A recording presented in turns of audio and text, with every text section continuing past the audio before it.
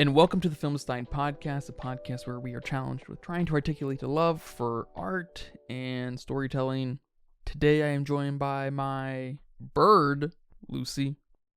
Cool. Thank you everybody for being here today. I'm glad everybody could join us because today we have a very special episode because today we will be talking about Nick Cassavetes' 2004 release, The Notebook. I was very curious to go back and watch The Notebook because for some reason it's regarded as one of these classic romance films, rom-coms, maybe. And of course I thought to myself, how good can it actually be? Well, I'm happy to report back that it's okay. It's got some gas in the tank. There's a lot of things I like about it, like some of the old people sections, some of these detours we have with the younger versions, this suggestion of perspective, but I think it does kind of fall a little flat in a lot of ways with its direction and performances and setup and payoff. I think in general the love story has a hard time breaking out of that puppy love, that summer love that they come running out of the gate with. They seem to not be very interested in spending any time with these two people when they're younger. There's some fun kind of destiny. I like when Noah gets this thing in his head of, if I finish the house, she'll just come back. And it happens. There's something fun about that and stupid that I really like, but they just don't seem to know what they have there. As far as young Noah, he never really seems to amount to anything more than the endurance of love, while Allie is this fiery, passionate, forward-looking person. She's very aware of what life can offer and that things don't happen always the way you want them to, that life gets in the way. She's much more realistic, I guess. And I feel like that focus on either of them is just a little... I'm not sure who wrote The Notebook that Noah's reading to old Allie, but I think it was Allie who wrote it. But there seems to be just too much perspective on what Noah's doing when Allie's not there. Like, how does she know? It doesn't really take advantage of its meta use of storytelling. Meta as in old Noah telling this story to old Allie of this hyper truncated kind of version of them meeting each other. It just doesn't have a lot of flavor. We were in love, life got in the way, and we rediscovered each other. And it ultimately just left me wanting more of the old people. But before I say too much, I'm very curious how you feel about The Notebook. You make some very interesting points that I definitely want to bring back up. But I absolutely love this movie. This is one of those guaranteed to make me cry movies. Anytime, every time I watch it. It's a super romantic movie. I don't think it's quite a rom-com. I think there's a slight distinction between romantic films and rom-coms. Even a slight distinction between rom-coms and chick flicks. Something like 13 Going on 30, where it's a bit funnier, would be more of a rom-com. And maybe something like Legally Blonde would be more of a chick flick. And I wouldn't exactly call those deeply romantic. And that would be a very interesting topic of discussion.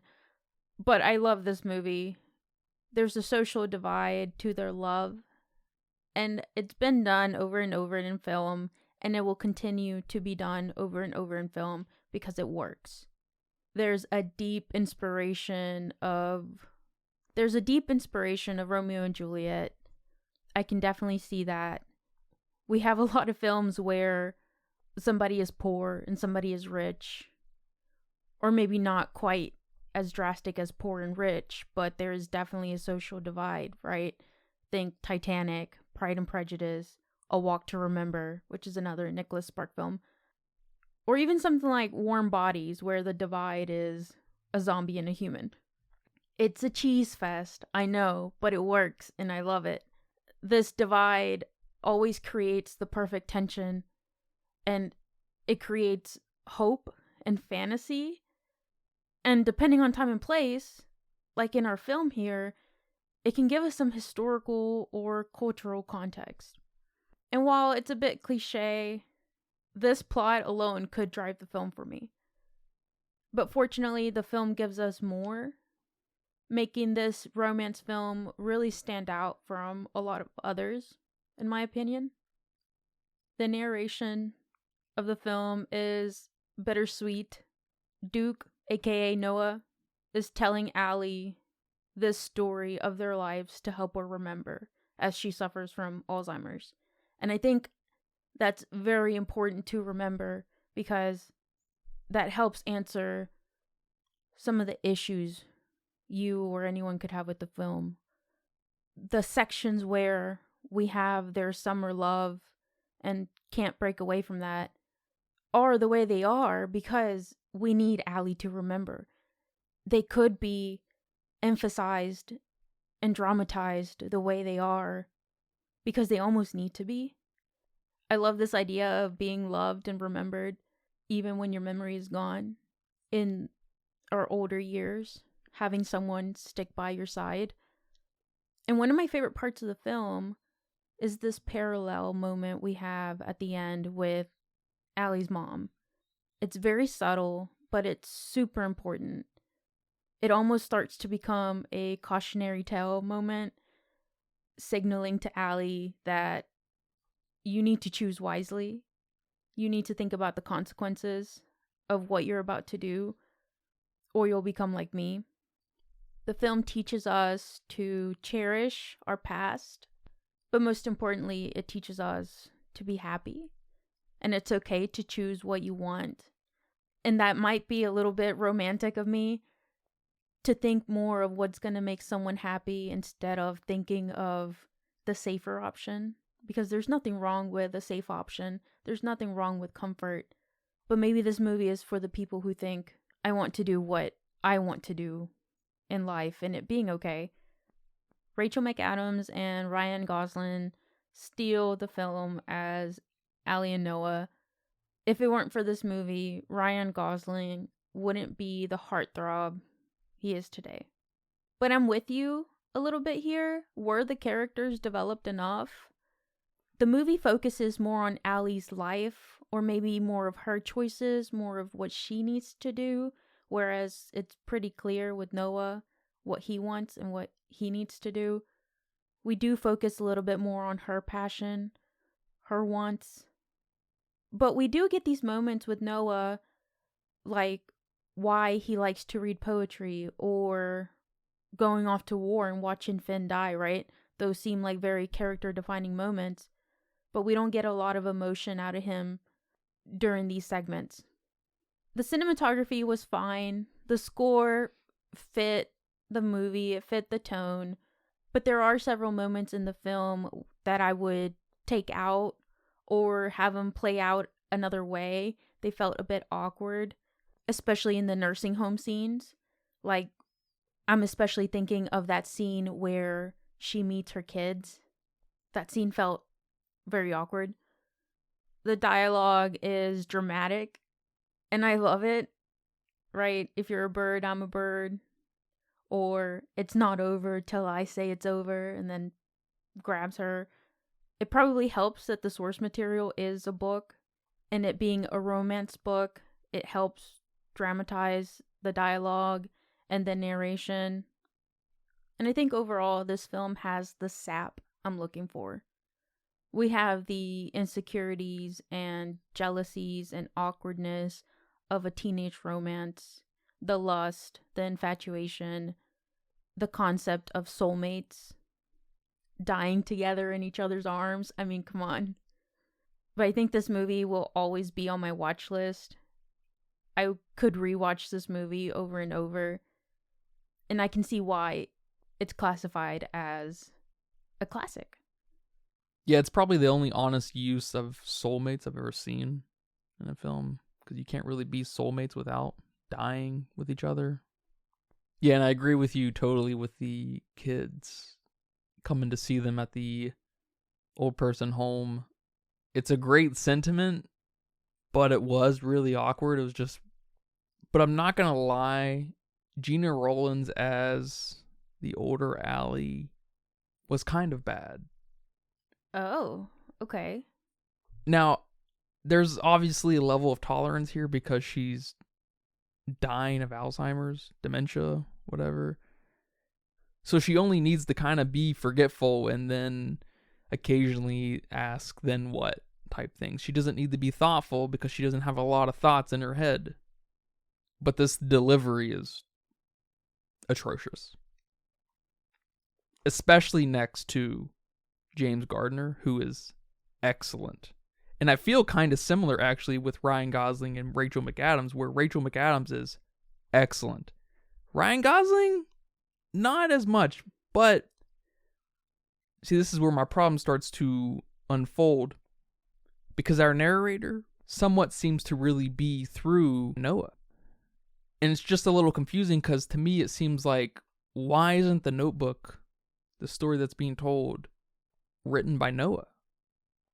Because a lot of our perspective is predicated on the reaction of Allie. How did she react when Noah jumped on the Ferris wheel, when they laid in the street, when Noah finished the house? I guess I sort of took this as Allie wrote this book because she knew she was getting sick. See, that seems to be kind of a contradiction, though, because it's like a parent telling a story to their kid that, a bedtime story or something. The person who's telling the story makes the story up.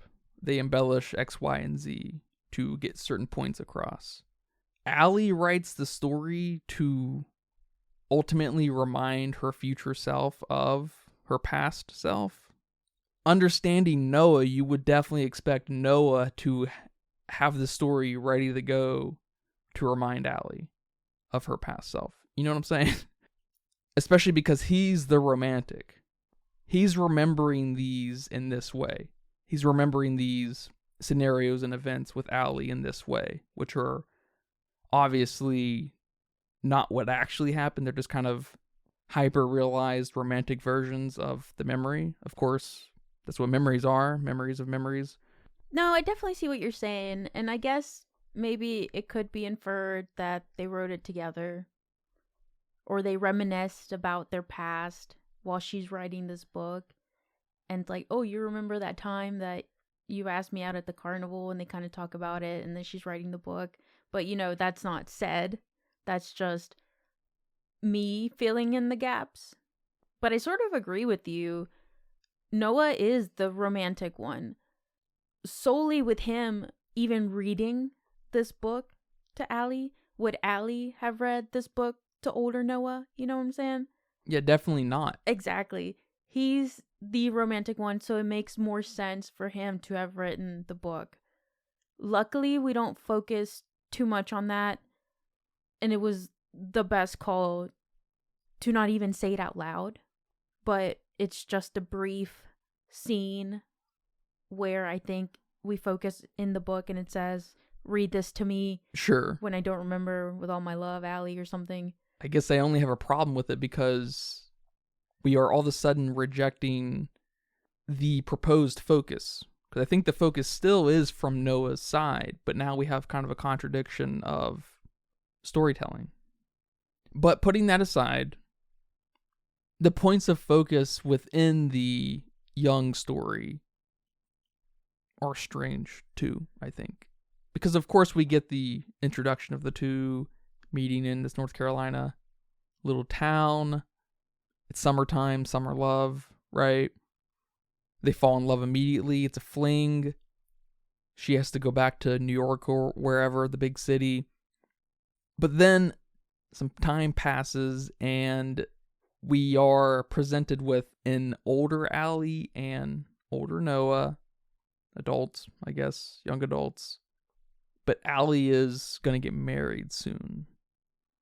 But then she sees that Noah completed this house.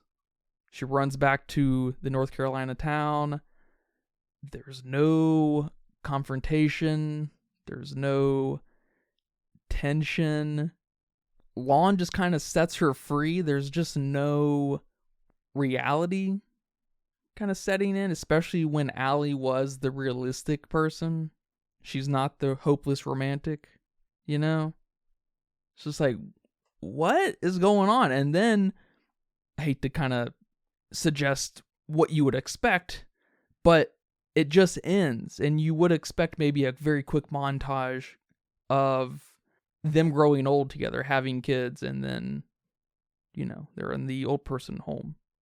It really just seems to fumble around trying to reconnect these people. And then we have that extremely awkward moment with her and her mom. The mom takes Allie to a coal place, construction place, blue collar place to show Allie that I was once in love with that guy, but he couldn't offer me security and comfort. And I chose security and comfort. And of course, I love that idea. Of course, we get a little bit of maybe setup with her not liking Noah because Noah reminds her of something she missed out on. That kind of reminds me of the film About Time with Rachel McAdams too. They pull a fast one on you there where you think it's kind of a romantic film, rom-com, and it's actually a story about father and son that maybe could have been really cool here. Obviously, we would have totally nixed the old person section of the film, but the film seems to suggest making decisions, but it seems like all of the decisions are already made. I don't know if I exactly get what you mean by no confrontation. That Lon just sets her free, right? Like, what did you want him to do? I don't know. He just sets her free. He's like, I can go beat him up. I could beat you up. What do you want from me? And I'm just like, I don't know. Do something. But he just sets her free. And then that ends. And then the movie basically ends as quickly with her pulling up. And Ryan Gosling's like in that stupid tower blanket. He's little moping. Depression blanket. It's just like, what is going on? Like, no, you have it all wrong.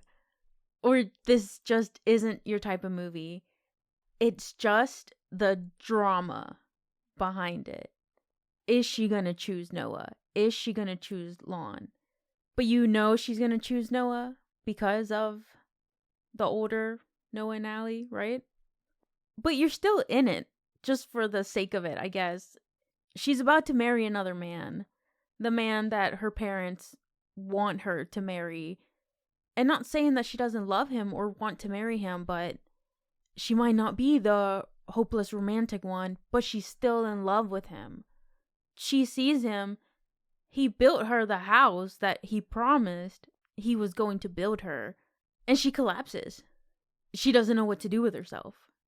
I thought that was a great way to get them back together. the house? Her seeing the house. Oh, it's excellent. Yes. There's a lot of excellent things in this film, mind you. It's so disjointed that I'm just like, oh, it's so frustrating. There's so much good. And again, like we've said many times, this is a story that's being told. We need it to be dramatic. We need it to be in a story format. It can't be all too realistic because that's no fun. One of the main issues that I've seen in several reviews of the film is this unrealistic depiction of love. And I don't know exactly what they mean by that. Just the enduring love. Well, yeah, and we get different types of love throughout their relationships because essentially we have the teenage Noah and Allie, the adult Noah and Allie, and the older Noah and Allie. And at those different stages, there's different types of loves. And I guess none of those seemed unrealistic to me. No, they were almost seasonal too, because we had the spring love, the summer love. We were missing the fall love. We could have had that in the montage that I like to make up in my head. But then we had the winter love. Yes, that's almost very true. I like how they end it, by the way. The Allie and Noah story, I guess, with her just coming over and shrugging like, well, here I am. now you've got to deal with me. See, I wish they would have embraced that, though, because she is a pain in the ass. And they bring that up, that she's 99% of the time a pain in the ass. No, she's not. There's no confrontation with her. She fights a little bit here and there, literally, you know. But we're not going to get that in their story. But that's what they love about each other. But that's not what's going to remind Allie to come out of her dementia. But I feel like that's exactly that's exactly what would remind them of each other, you know? No. I guess that's my problem is I'm not a big enough of a sap to think that's what's going to remind me. I want the things that made people, I guess, yell at each other or realize how much we love each other kind of thing, and not the almost destiny thing. Yeah, maybe you're not enough of a sap for this, because I would want the story where you climbed the Ferris wheel to ask me out on a date, you know? Or the time I left that man that I was gonna marry for you. I don't want to be reminded of the time that I keyed your car, or I don't know what pain in the ass things Allie has done.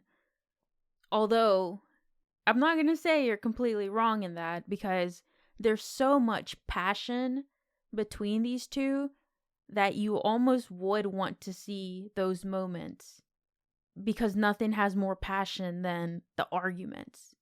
And we briefly get a little bit of that when she doesn't come home on time, right? And the parents have the cops looking out for her, and they're about to break up, or they break up, and she starts hitting him. That's like one of the only times we got those kinds of moments with them. Why'd even include the initial rejection of Noah in that too? Just how adamant she was, and then how lame she was and not laying down in the road kind of thing, where she just wasn't able to open up. And of course that's a point of the film where Noah makes her feel free. And of course we don't get too much of a focus on her caged life at home.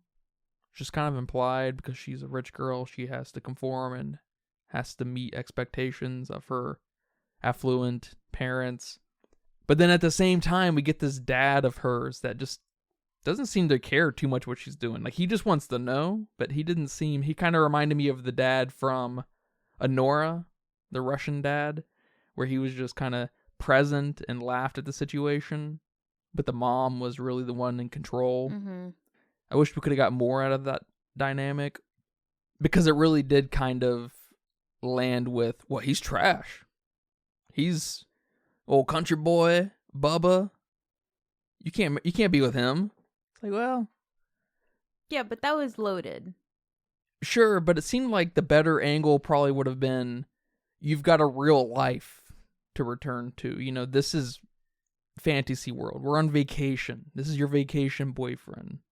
And I get it's that spring love, summer love, I guess literally, where Allie's kind of approaching it from where you just don't understand, which again, the mom does understand, and we just don't get anything out of that early enough to kind of give us enough payoff of, oh, I've been there before. The mom's been there before. So I'm all over the place on this film, man. Yeah, and coming back to it, this is a story Allie wrote, right? Which I have a problem with. Or a story someone wrote about their love. Yeah. We don't want to focus on the parents. And the only reason we even focus on the mom is to get that whatever you choose in life has consequences moment, and to kind of justify why she acted the way she acted. She exploded calling Noah trash because it reminded her of what she lost. She didn't know what to do with herself when she saw her daughter in the same situation. I want to come back briefly to the scene with the kids and how awkward it was, but I wouldn't quite delete the scene, because at that point is when you're supposed to realize that this is Allie and Noah, right? I suppose so. It's pretty obvious. I mean, if you've ever watched a movie before. Because I think one of the girls But that's when they first call her Allie. Call her mom, too. Yeah. Yeah, when she walks away. Yeah. After she leaves. Yeah. And they had introduced themselves as his kids. So I was like, I don't know if I would completely take this scene out. But now that you say that, just how obvious it is throughout the entire film, I have seen this so many times that I don't know what it was like watching it at first. And when I realized this was Noah and Allie. If you've ever watched a movie before, ever, any movie of any genre, it's obvious. Look, I think I'm so bad at predicting anything, what's gonna happen or who was what, which I kind of like that because then I'm shocked when I do find out. Sure. But there was a section in the movie, and I'm curious to see how you feel about this, where Noah has this girl he's been hooking up with, Martha. It's weird. It's weird, right? It's weird. It felt forced, awkward, like we needed to give Noah something. Yeah, like some texture of he's got a life too, when that's just not relevant at all. Especially if in my fantasy of Noah writing the Notebook, which is mostly suggested. They literally tell us that Allie wrote the Notebook. They should have not told us at all. Yeah.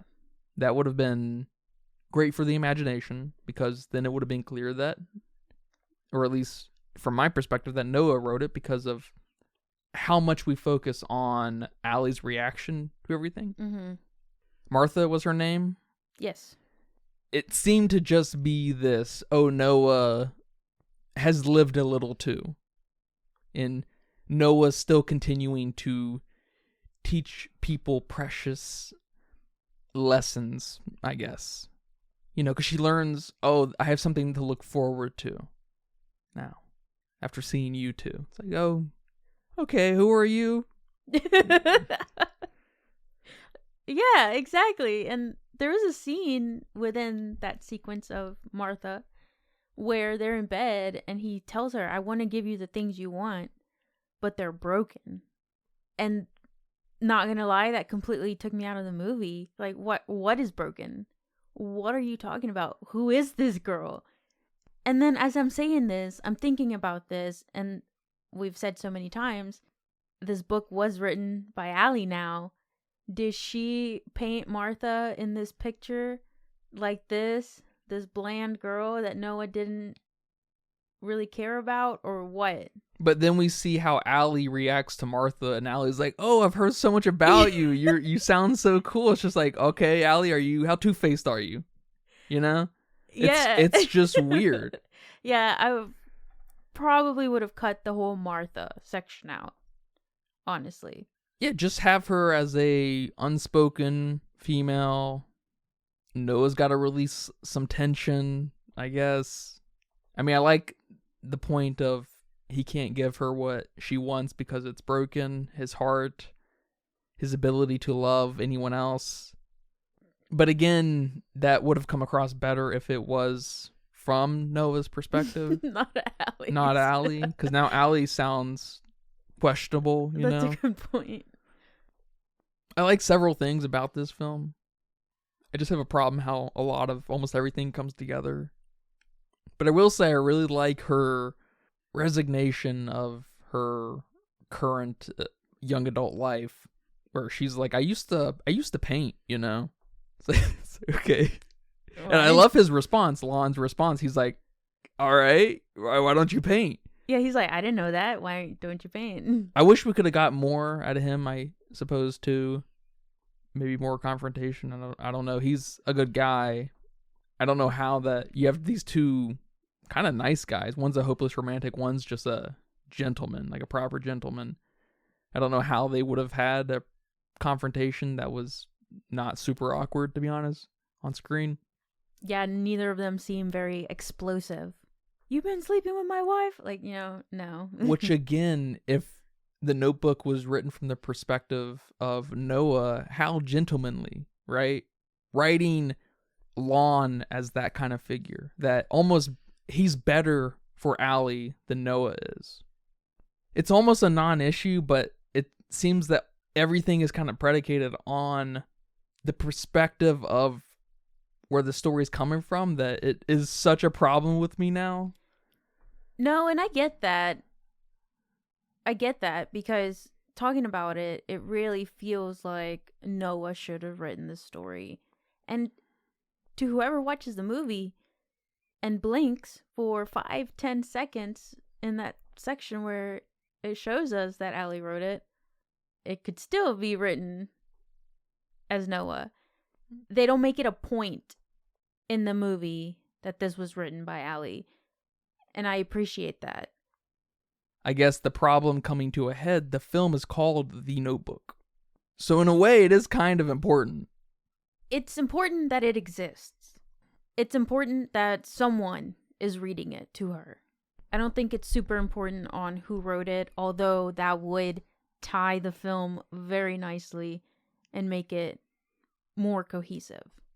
I will add, I also really like this level of romance, of an appreciation for love and communication, kind of transcending the destructive power of dementia or Alzheimer's.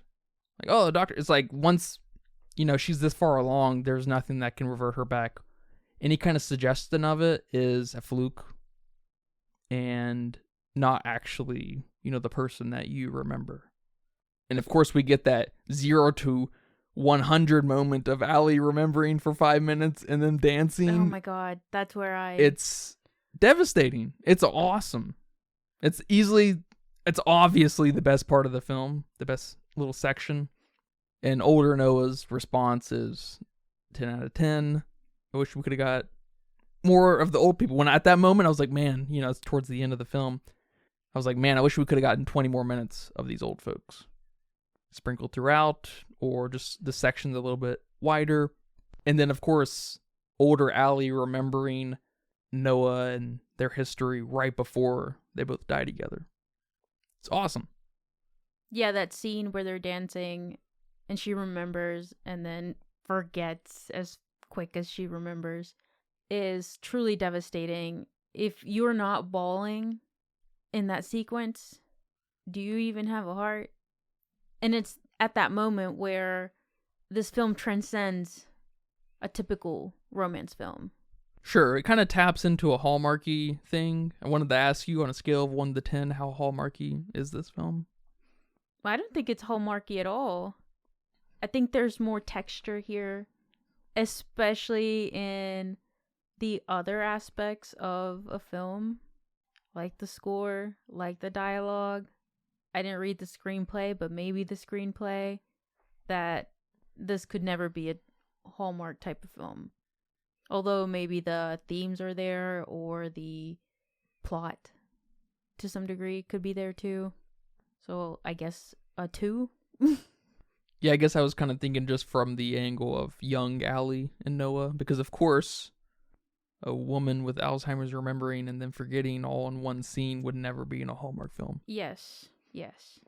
And Hallmark films don't typically tend to show any of the vulnerability of love. And in their teenage years section, we have that sequence where they're about to make love in that haunted house. And just that awkwardness, that timidness would never be in a Hallmark film. But I'm with you. The end where they died together in each other's arms and she remembered him was awesome. It's almost like those stories you hear about grandparents dying, and not too long after that first grandparent dies, the next one goes. There's something oddly romantic about that. And please feel free to call me a sap, but how does that not make you believe that there's soulmates out there for people? Yeah, you're not soulmates unless you're dying with each other. All right, man. Well, thank you for watching this movie and talking about it here today. You're welcome. Do you have a budget guess? I'm going with 15 mil. I honestly wouldn't know where to categorize a movie like this. It did break the 2-hour mark, and we don't have a crazy amount of sets, or the sets themselves aren't super crazy. We didn't have a lot of moving pieces, no CG. I don't know how popular Nicholas Spark films got at that time. I was still in elementary school when these movies came out, or when this film came out at least. So I don't know if that kind of films got more money. Well, it says here that it was $29 million. Oh. Entirely too expensive. That's a little expensive. And it went on to make $118 million, so it did okay. Wow. For as popular as the film is, it's kind of the canonical romance. Mm-hmm. You would expect it to maybe make a little bit more than that. But that's just box office, right? Yeah, I mean, since then it's become a cult classic. I'm sure the DVD sales and whatever are awesome. Mm-hmm. And over on Letterboxd with 2.17 million people. See, there's your numbers. None of those people went to see the theater. I mean, I didn't, and I've seen this film too many times. They weighed in at a 3.8. Okay. I'm right there with them. I give it a solid 4. There's some cohesiveness that this film is missing. There's some awkward scenes that I would fix, eliminate, I don't know, but I didn't like them. Nothing cinematically stands out. Nothing aesthetically stands out in the film. Not saying that the film looks bad, but it doesn't look phenomenal either. So maybe I take some points away for that, but this is a love story and love conquers all. Yeah, there's a little bit of a Shining effect, the Jaws movie maybe, where we should have taken one sliver of the book and ran with it, and that's just the love endures portion of the book, because the film's a mess. It's almost completely incoherent, but there's a lot of great disjointed gems throughout that just don't connect in very meaningful ways. A better director maybe needed, because some of this film is a 4 out of 5. Some of this film is a 1 out of 5. Some of it's very awkward and cringe and just real bad. So I'm somewhere between a 2, 2.5, maybe. Kind of leaning towards 2 just because of how disjointed it is. But it is an interesting film. It's a very interesting exercise of what love looks like. I just wish we would have embraced the theme of love endures, cold-heartedly, uncompromisingly. I thought we did. Would Noah writing The Notebook have changed your score? Maybe by 0.5? No, probably not. Okay. We would have needed to change so many little things. Yeah, you really would have needed to embrace that if that was your perspective. Yeah, man, thank you again for talking about this film with me, and thank you guys for listening to this episode of the Filmsteins. I hope you guys enjoyed that. Remember, we post every Wednesday and Friday with brand new episodes on all of our free feeds like YouTube and Spotify, and come subscribe to our Patreon. Our next free episode will be on the film We Live in Time with Andrew Garfield and Florence Pugh. I'm excited to watch it. I've been wanting to watch it. I think because of you, I'm becoming an Andrew Garfield fan. And I've always sort of liked Florence Pugh. I think she's great. And I saw a lot of the marketing for We Live in Time. All the interviews they did together. And they had this crazy chemistry that now I need to see this movie. So I'm excited. Please look forward to that. Remember to leave nice comments, thoughts, and ideas on our Patreon as well. Come subscribe. Come write in. Come request a movie. We appreciate all the support. Thank you guys very much. But until next time, take care. Bye-bye. Bye-bye. And that's a wrap for today's episode of The Filmsteins. Thanks for tuning in and joining us on our cinematic journey. We hope you enjoyed the discussion and gained some new insights and perspectives on the world of movies. Don't forget to subscribe to our podcast on your favorite platform, especially Patreon at patreon.com/Filmsteins, and follow us on social media for more film-related content. We love hearing from our listeners, so if you have any feedback, suggestions, movie recommendations, or book recommendations, please feel free to reach out to us. Until next time, keep watching, keep loving the magic of movies. This is The Filmsteins, signing off.